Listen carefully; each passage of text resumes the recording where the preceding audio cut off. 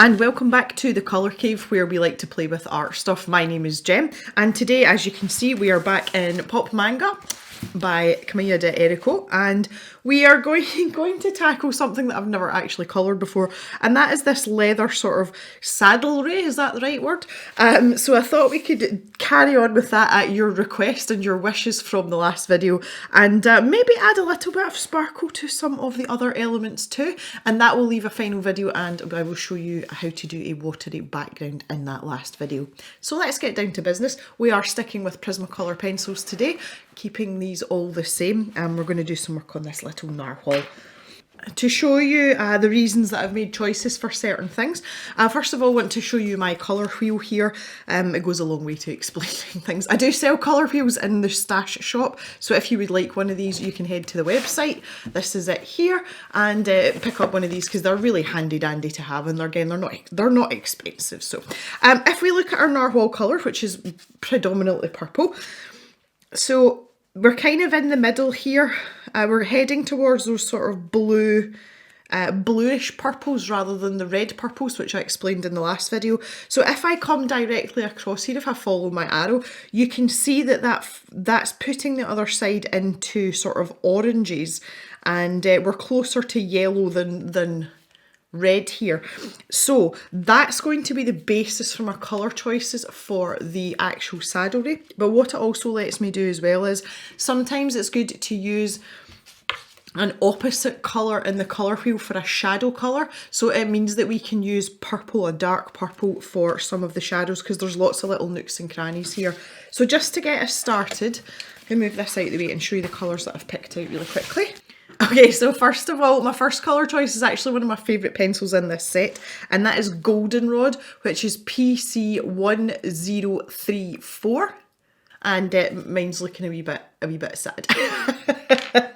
The next colour that I've chosen is the Spanish Orange, which is next door, and that is PC1003.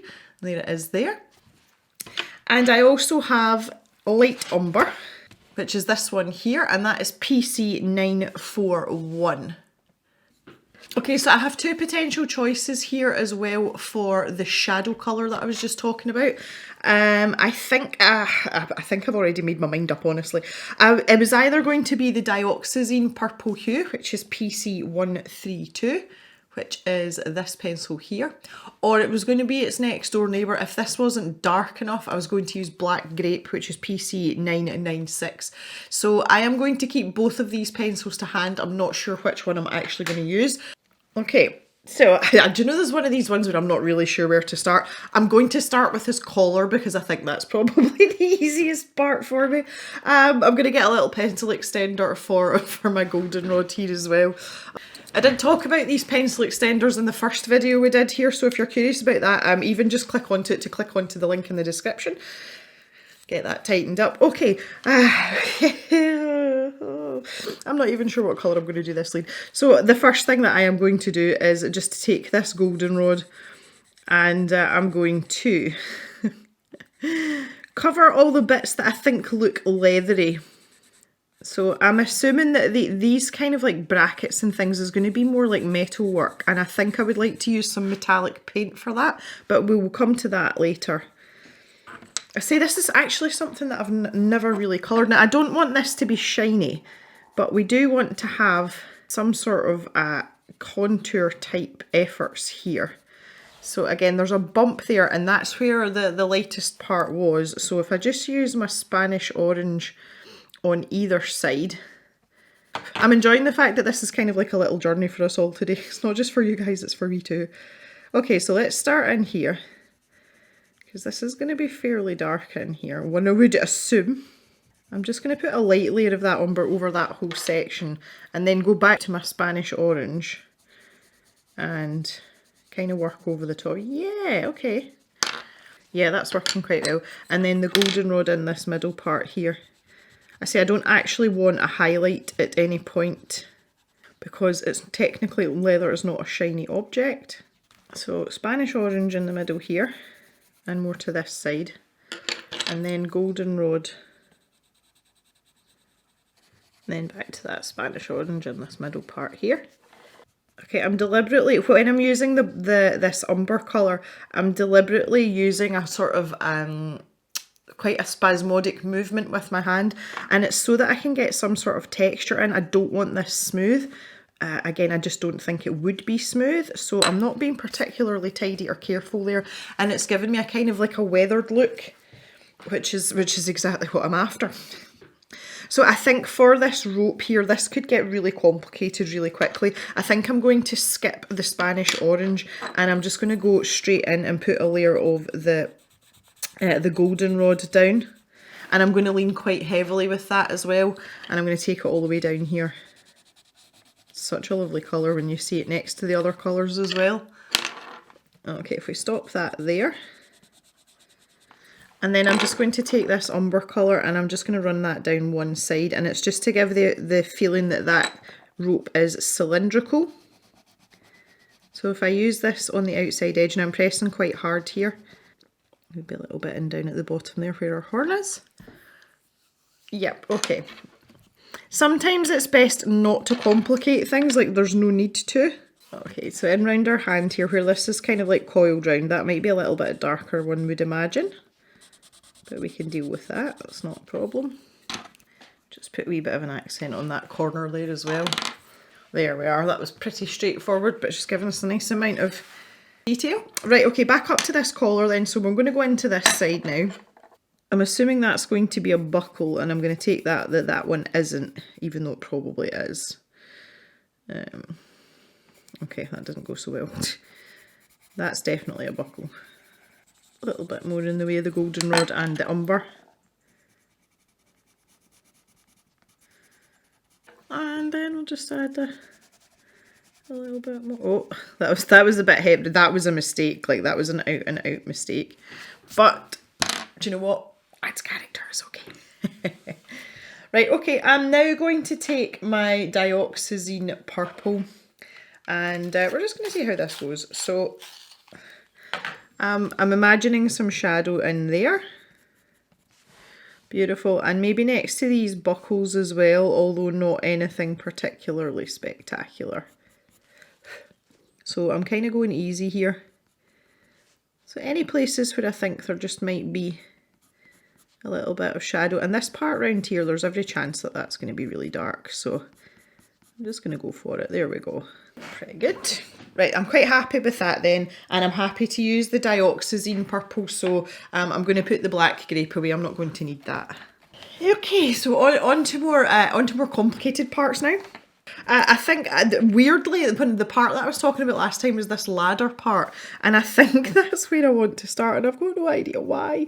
So I'm just going to take the umber and I'm going to put a layer of that down on all these sections. I have got no idea what my problem is with that, but I've been fixated with it since the last video. So I've put down the umber first, and then I'm going to take the goldenrod and I'm just going to go over that entire area as well. Again, I'm actually going to use the purple to tone this down. There we go. I don't know why. I don't know, okay? Like, I just don't know. Leave me alone. And we've got this bit under the belly as well, so the same thing here. I don't think I need to put a little bit of purple on this, but I'm going to do it anyway, just to keep it in keeping. Oh my god, I know what I mean. And this part in here, there's just a few sections where I want to have a little bit of shadow, but not too much. So this section here looks to be all the one colour, and I want that. I'm trying to think in layers here as well, because it's in behind the fin, but it's also behind the actual saddle part. So I think I want to keep that a little bit darker. So I think I'm going to go goldenrod first. Now there is an edge here. You can see this here. So I'll maybe try and keep that a little bit lighter. And then this other section here, the other side of that line, I imagine would be a little bit darker. See, I want this to try and get like an aged feel a little bit here, so make this a gradient here down to the fin. And I think this bottom bit, I'm just going to go hard with that, with the goldenrod down there. So then I can take my dioxazine and just put in a little bit of shadow. So again, I'm really taking my time with this, and I'm going to leave this part lighter, the front part here, but in that little corner there I'm going to add this in, because I feel like this part is sitting, you know, like over the top of it. It's like bolted onto it. So I want to have a little bit of a shadow under here. And again, I can blend that out with my my umber pencil just to make it a little bit less harsh. But you can see what I've gone for there.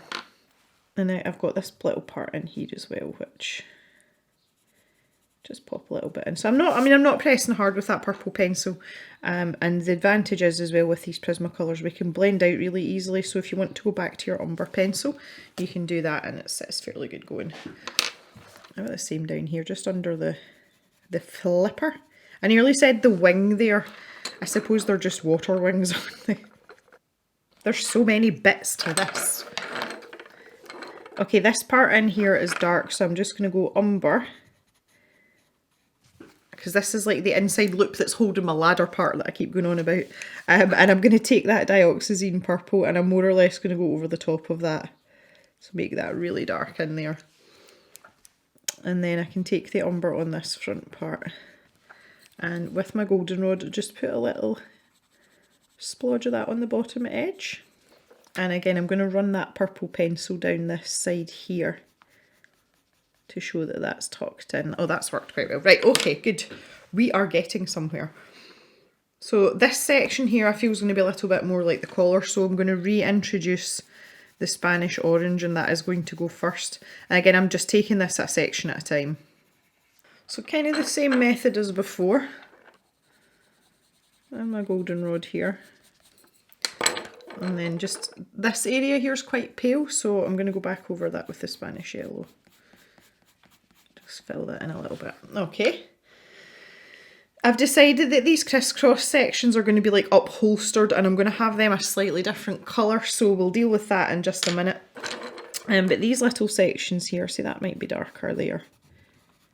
And again, just line this edge and use the purple to sort of help me along a little bit. So a wee flick up from the bottom here. Again, that's because that's going to go round under the curvature of his belly. So this is actually much more complicated than it looks, this image. It's like, yeah, this is going to take me 5 minutes. Clearly it's not, guys. Clearly it's not, but it'll take as long as it takes. So just the same method here. I'm just working my way up through these pencils. I do feel that that's a bit bright in the middle there, so I'll use the goldenrod to dull that down. If at any point you think your Spanish oranges are just a bit too much, that's the route to do. Take your goldenrod and just go over the top of it, and it will mute it a little bit. So again, this part here looks tucked in behind, so I'm going to go with a bit of the light umber first, and I'm going to make this all the same colour, and then go back over with the goldenrod. There we go, so you see that's a lot darker. And then this gives me the chance again with the dioxazine purple to push that back so that it looks like it's underneath. So this little section here, starting with the goldenrod, and I'm going to bring that all the way down and round. Okay, again, so umber here, it's pretty dark. Bearing in mind that's curving round at the back. And just marry that up with some goldenrod in there. So I'm pressing really, really hard with that goldenrod there. I want to have a nice rich feeling around some of these edges here. And I think we may even just here have a little spot of the Spanish orange. So again, I'm going to continue just because this is technically the same piece of material. I'm just going to continue on round with the goldenrod. We're going on a wee adventure. Where do we go? Where are we going? There. Let's follow on from our body contour here and have this as a light patch here. So that's doing that with the Spanish orange. And then I'm going to take that across with the goldenrod over here. And then maybe a tiny, tiny, tiny squidge of our umber colour just in this corner here. Again, just to denote that that's saddle's going to curve around. I do feel that this should have an edge to it though, but Camille's lines here are really rough, so I'm just going to kind of make it up a little bit. Again, I'm just going to take that round there. Okay, that's, yeah, that's fine. Anyway, focusing back down on this edge, again, much of the same. I think I'll have myself a jolly little highlight there. Why not? And we can come back into slightly more darker colours in this section here. So just get this little part finished off here now. Again, I feel like this edge here, it might not fit the rules per se, but I think we should use the Spanish orange here and make this brighter and lighter so that it really stands out against these darker areas either side. And once again, we'll just blend that in with our goldenrod. Now this part in here, again tucked in, so that's like the bottom half. So umber in here, and lots of purple again, I think. So umber first and then some goldenrod. Give it that nice yellowish hue. And this is the inside of the arc here of this part. This has a name and I can't remember it. Please feel free to enlighten me. Just escaped me. So to make this look really dark again, I'm going to use the purple over the top of it. There we go. But also in here as well, this needs a little bit of purple. Maybe just not quite as much. So this leather part here, I've got starting with the Spanish orange. I'm going to cover everything here. I think this might be a strap here. I've got a feeling. Anyway, right, let me just finish this bit first. So again, I probably have this umber as the sort of piping. Maybe not quite as intense as the likes of up round here. I'm actually beginning to wonder if I've got a spare goldenrod now. It's one of these pencils I use a lot. It's a bit like the green gold pencil. Not that they're the same colour, but it's a bit like the green gold pencil in Polychromos, because depending on what pencils you pair this with, you can make this more brown, you can make it orange, you can also make it yellow as well. So it does have lots of uses and works well with olive greens too. So I think there's no real surprise there that it's a pencil that gets used a lot. It's very, very versatile, and it's really good for muting down other colours too. Okay, so I'm making that quite deep in there. And then as I've come out to the middle there, I'm just going to go back to this Spanish orange. And the same here, so I'm just going to follow the hatching here with my goldenrod. Then in these lighter areas I can work in some of the Spanish orange. So what I'm trying to do is, although obviously sticking with the same pencils, that goes without saying, I'm trying to keep uniformity but also give variation within these different layers, just to try and give it a little bit of depth, and so that it doesn't look really flat. So, so that you can tell that these sections of the tack or saddlery are really layered up, even though we're underwater, which, as I say, I've kind of like, that theory's gone out the window because there's just too much going on. So we just need to use these colours to our advantage here. See, I'm assuming that this is a strap at the back, so I'm going to, and because it's in the background as well, I'm going to go with the umber, and then just a little coating of the goldenrod over the top to give it that sort of yellowish tint, and then I'm going to go in with that purple there. There we go, good stuff. And I'm just going to do the same. There's one up here as well. Wayward straps. I suppose they would be wayward, wouldn't they? Because they'd be floating about in the water. Never thought of that. See, there you go. There you go. That's funny. I'm really not happy with this panel here. I'm going to go put some umber in it. I just feel that it's too yellowy. Like it's just too yellow. I'm sorry. It's too yellowy. Can't have it. Okay, so now we're on to this part in here, and I'm starting with that Spanish orange. Build up a bit of a second layer on this side here. Again, not necessarily wanting a nice smooth blend. Maybe blend that out a little bit, that was a bit extreme. Just in that, again, this is more about contrast. And you can see just by putting that purple in there, it's made the pommel! That's the pommel. It's made the pommel pop out. I knew the word for that. It's in there somewhere. That's quite funny. I'm sorry, guys. Oh, lordy, lordy. Okay, I'm just going to finish off these other sections much the same way as I have the rest of it. So I'll speed this part up.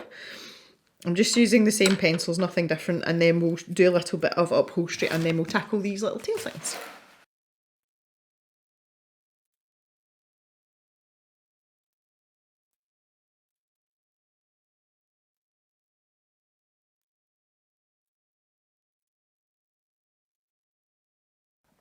Okay, so while I've been finishing off that part here, I've realised that these are stirrups.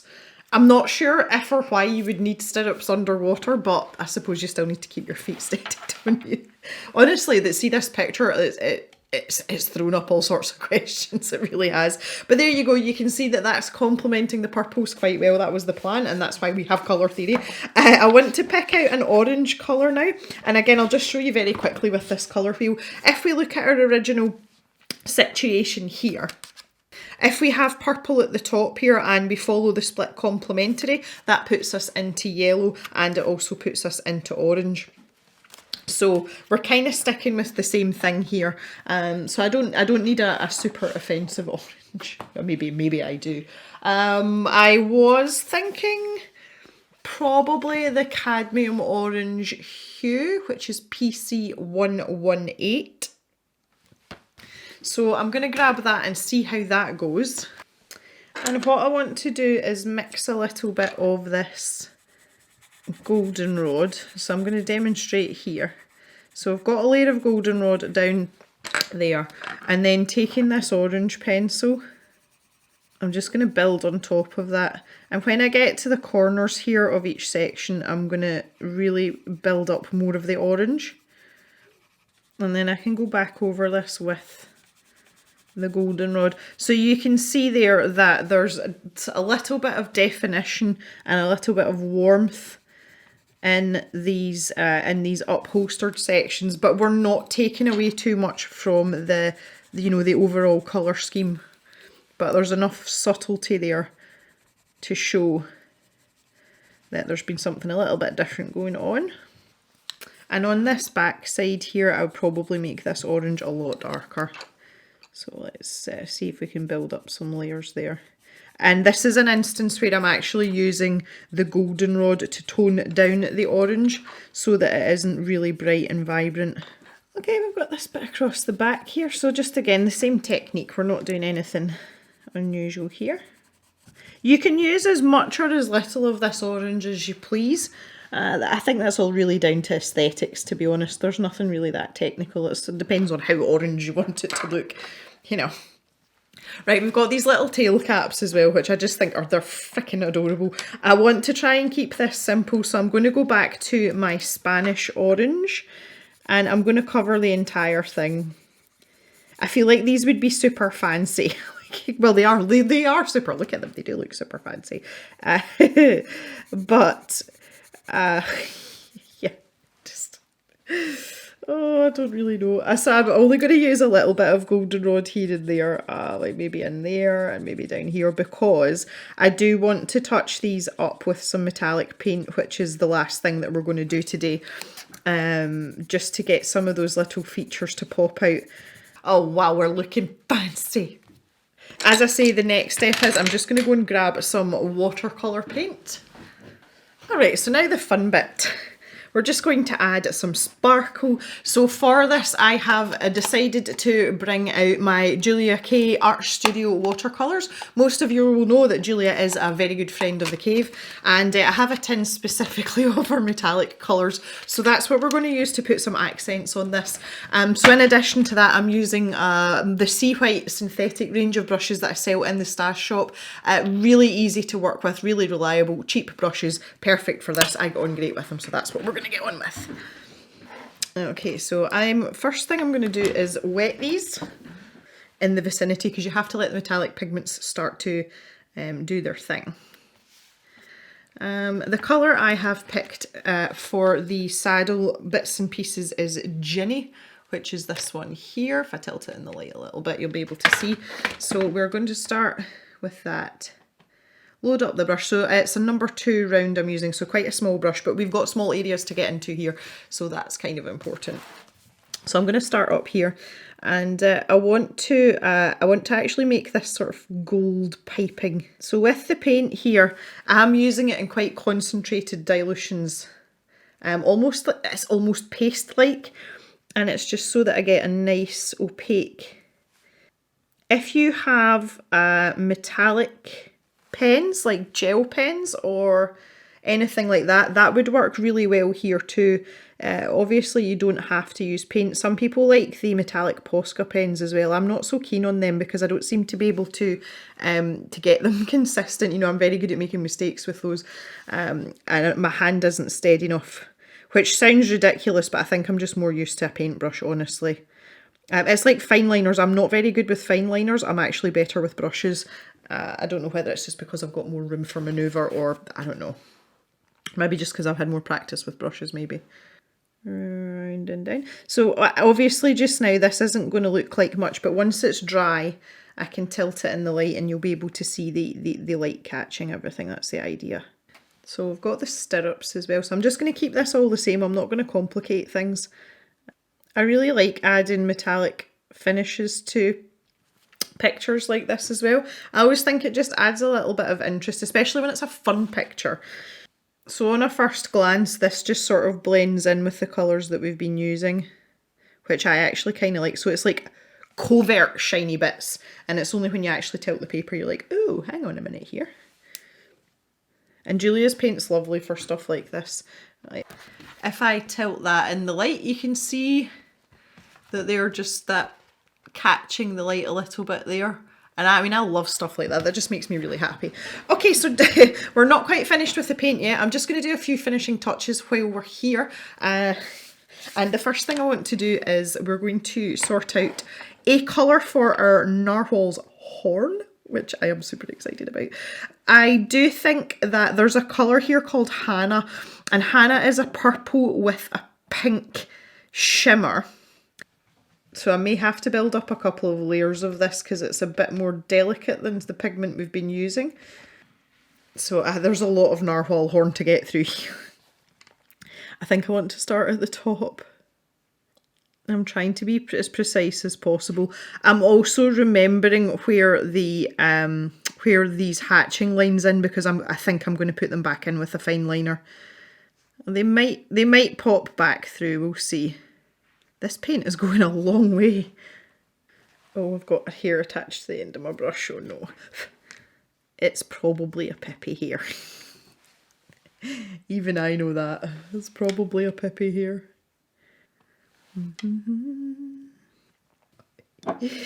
Yeah, I think even when it's dry, I think I'm going to go back in with a fine liner and just tidy that up, but I can do that afterward. Okay, then just to finish up down here as well, I've got these two little mermaids. What I want to do for them is just give them some colour on their horns and their bikinis.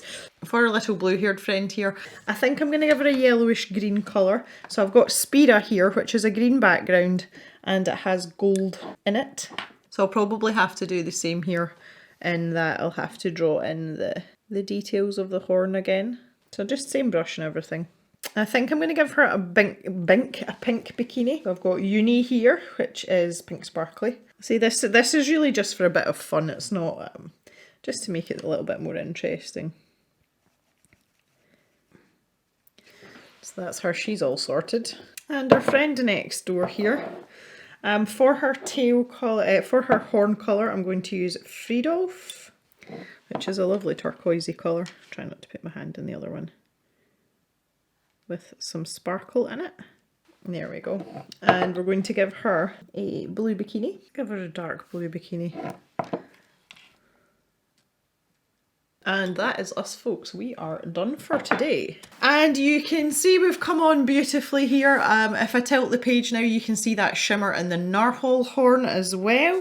But also further down with these little mermaids, apart from our bikini here, which isn't quite dry yet, but there's just that nice sheen in some of the paint. So really nice finishing touches there, just to make it a bit more fun as well. So I hope you've enjoyed yourself today. I hope you've maybe learned something today as well.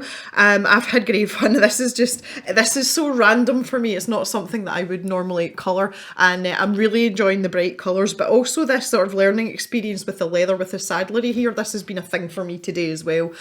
So I hope you will join me for the last video, which is going to be doing probably a mixed media watery background. So thanks very much for coming and hanging out today, guys. I really appreciate it. Please stay safe, take care of each other, and I'll see you back in the cave on Sunday for another video. So have a great day, everyone, and bye-bye for now.